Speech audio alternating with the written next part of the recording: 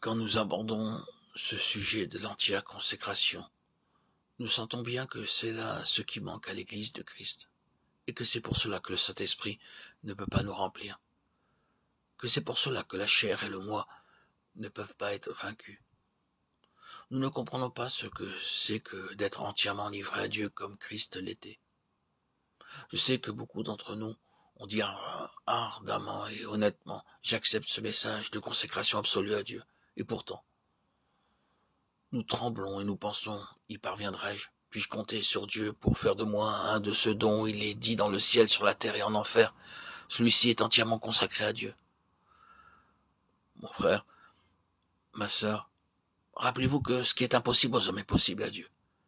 Croyez que lorsque Dieu prend possession de vous en Christ, il lui est possible de faire de vous un homme, une femme entièrement consacrés. Et Dieu est capable de vous maintenir. Il est capable de faire que chaque matin, à votre réveil, vous vous leviez avec cette pensée.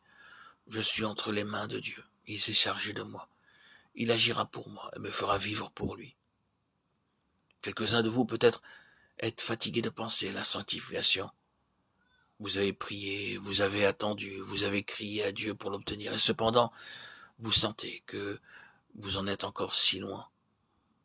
Vous êtes conscient de l'immense distance qui vous sépare de la sainteté et de l'humilité de Jésus. Bien-aimés, la seule doctrine de la sanctification qui soit véritable et scripturaire est celle qui se résume en ces mots. Ce qui est impossible aux hommes est possible à Dieu. Dieu peut vous garder et vous sanctifier continuellement. Puissiez-vous aujourd'hui vous approcher plus près de Dieu. Que la lumière de Dieu puisse briller en vous. Et qu'avant ce soir, vous puissiez connaître Dieu davantage et mieux. Rappelez-vous,